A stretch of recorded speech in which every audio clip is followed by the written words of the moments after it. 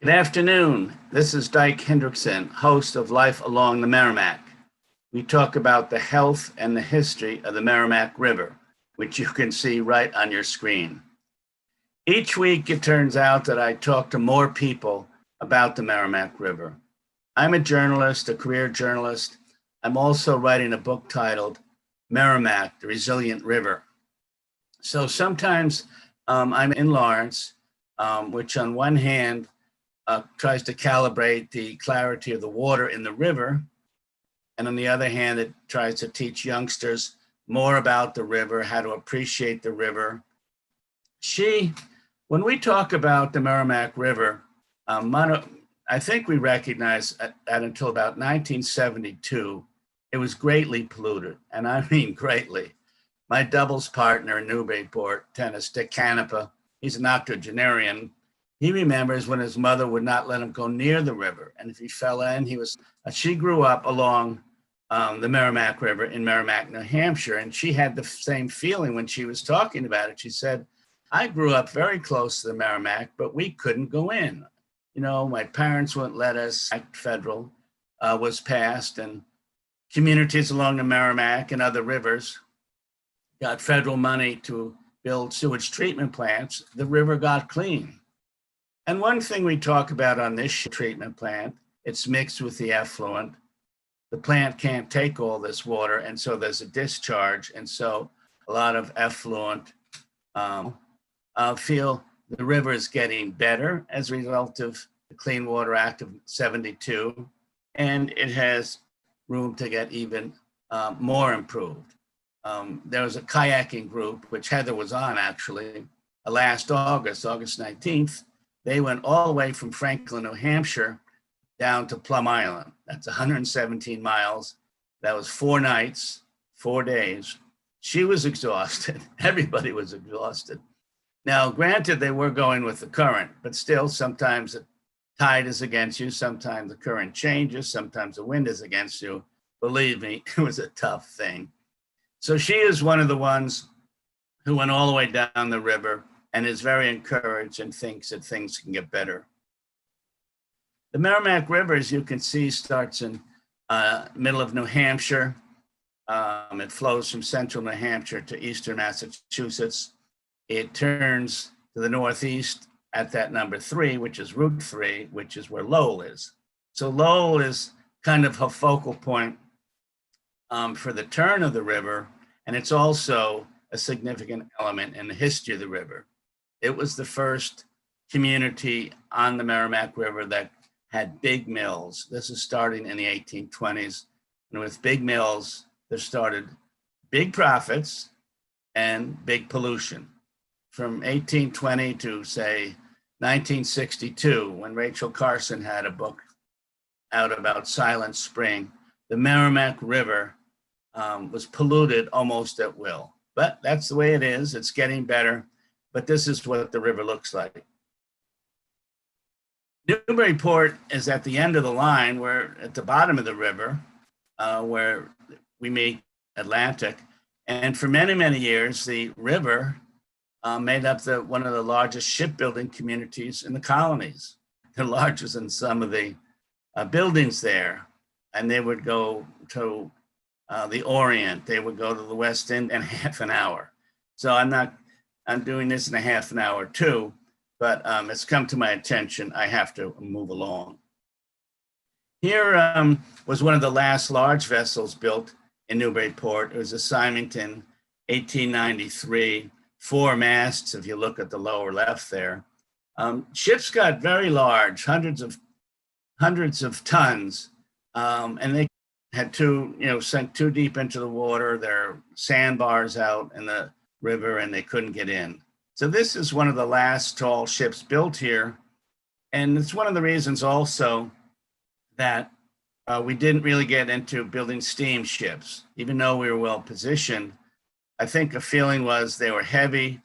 Again, if they went out into the sea, out into the world, they could not come back with cargo because they drew too much water. Realized how much hydropower, how valuable it was, and they harnessed it and they built mills. And Henry David Thoreau, one of the first naturalists, used to come up the river, and he, excuse me, he looked at Lowell and said, if you keep building those dams and keep capturing the water, the fish will not be able to get up the river and you will lose a lot of the wildlife, which is absolutely true. But it was a big deal. And starting from the 1820s, the Merrimack had steeples there. And after what they call the farm girls, the first workers of the mills, they're Franco-Americans. And I wrote and go back in the summer and work on the family farm. Other immigrants came from Ireland during the famine, excuse me, from Russia during political troubles, has indicated that the mills were a bad place. But for many years, the mills turned and the communities such as Lowell, Lawrence, Haverhill, Amesbury, Newburyport, and then in New Hampshire, Nashua, Manchester, they served as ground spots for people to arrive. They could get jobs, they could start their families, they could get apartments. So I'm a little at odds with some of the historians that say how bad labor conditions were. They were bad eventually.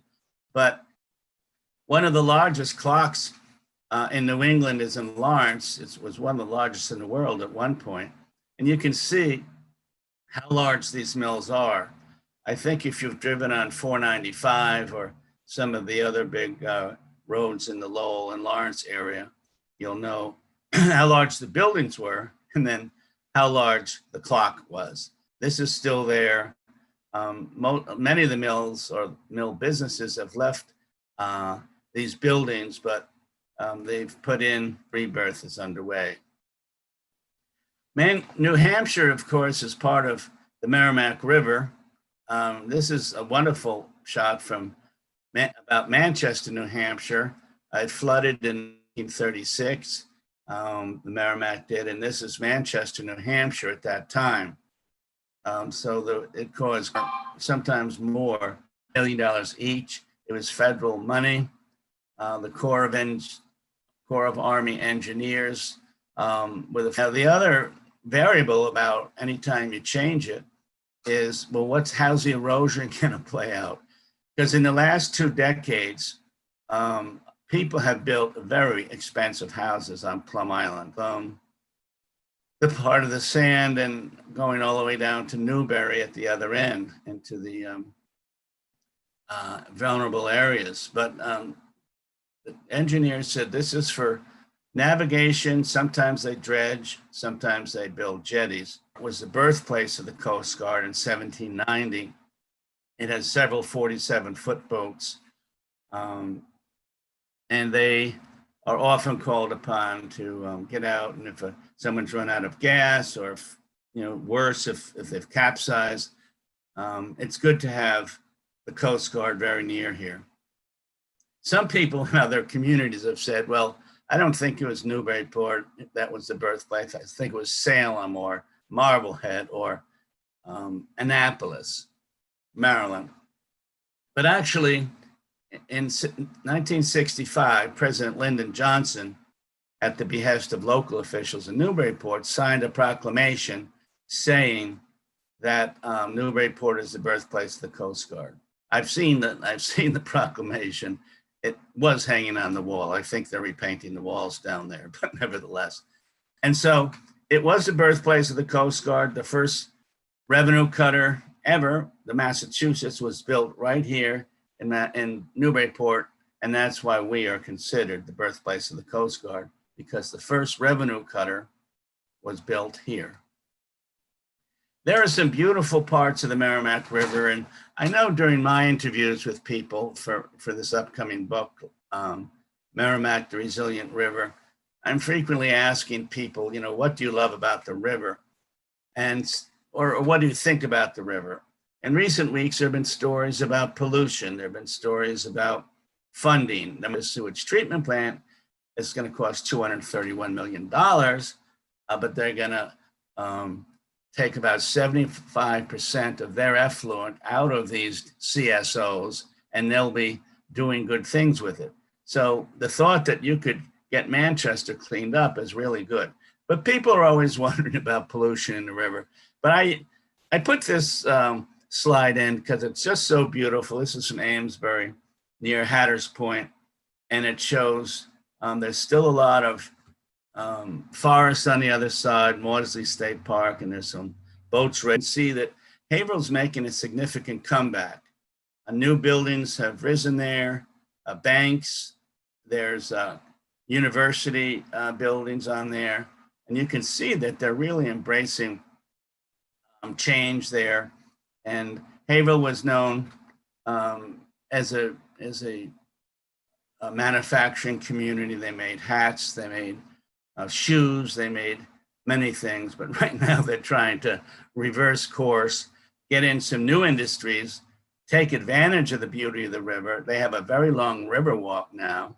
It's very beautiful, and you might want to go down and do that sometime. But this is a shot of Haverhill, and it's looking good.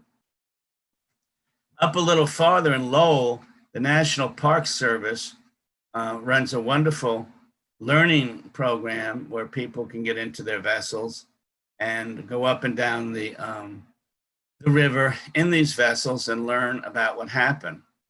Lowell was a situation where they built dams, they built locks, they had many different schemes for using the river, and they had to do that. For one thing, this goes back, say, to 1840, 1850, they can keep building their vessels too. And then when they had a big drive, when they had to get the spindles going and it needed a lot of energy, they were at the forefront of their industry. They were heading a very profitable sector, which was cotton cloth and woolen cloth. And they were very successful. The National Park Service, starting in 1978, did get a federal park. You should go over to Lowell and see it. They're wonderful illustrations. They have oral biographies from people years ago. I say, I go in an automobile. I did not take the Voyager's trip. But you can see, this is near Franklin, and just, what a natural, fast-moving river this is. There's white water, so if you water and miles of good kayaking and canoeing up towards Franklin, New Hampshire. And here's a spot I like. The Nashua River meets the Merrimack River. This is a Nashua in New Hampshire. Here is where they merge. It's a beautiful spot. I stumbled on it because I parked my car. I'm just, there are no signs for these things. Maybe there will be some days. But I stopped at a assisted living place. Someone thought they were going to sign me up as a patient, but I passed the test and said, I don't want to, sign up today, but can you tell me where the Nashua River meets the Merrimack? It must be close. So anyway, someone walked me back here, and this is where the Nashua meets the Merrimack, and it's a very beautiful spot. The Merrimack, one of the largest cities, one of the largest producing cities on the Merrimack. And they had, at times, well over 100,000 people. They had an enormous amount of immigrants, say, from 1840 to 1920. This is the kind of natural attribute that Manchester had, an enormous falls from the falls is being transferred. Now, there is an area here for portaging. That means if you brought your canoe or your kayak, you pull it out about a quarter mile upriver, and you could walk around this because nobody, except the later day Evel Knievel, is going to try to go over this fall. So you walk around it. It's portaging. And they also have areas where fish can get through. Fish can get up through these falls and get to their spawning grounds up above Manchester. Well, 40 or 50 years, I must say, but and they have done a lot with the river. The river was there before they were. The dams and the works were there before they were. But here's you, Lowell, and you can see that's a dorm on your right. So this is just an example of how complex the whole thing is. And UMass Lowell has really come along a long way. I mean, you've got to know your dams and bridges for this one. And Lowell has done a lot to try to make the river something that the residents can enjoy. Here, again, I must say it's still up in the air on whether people eat the fish. I mean, maybe in Lowell you can, because Lowell is above Lawrence and it's above a lot of, and this particular spot is above most of the, but these, it is said that people let the fish go or they use it for bait or many other things, but you can see that Lowell has tried to make this a recreational area. And the river has been engineered and dammed, and they have a regular canal walk. And there's a great deal of, as I've said, there are canals and blocked streams. And as I've said before, I think one of the, hot industries of the day, in addition to cloth and wools, must have been brick making. Has done a lot with its mills, which are here on the right. They've put universities there. They put health in there, healthcare services. The Dean Kamen, who was a technical guru a decade or two ago, had his company in there. But it also has grown to take on other. River is looking good in the foreground, and Manchester has done quite a bit. And you can see that in the background. We talked about the Kelcourse. He's a state rep that are keeping up the bridges. And so Jim did a great job. I don't know if you know him. He's a very active state rep, and he did all 4 days on the Voyagers trip. Here's a Lowell, because that is Lawrence on the brick wall. And he said, well, I was only in Lowell that day. It may have been, Lawrence advertising or something like that. But you can see here individuals who made it all 4 days. And I think you can see just about 12 kayaks here. And it was an amazing situation.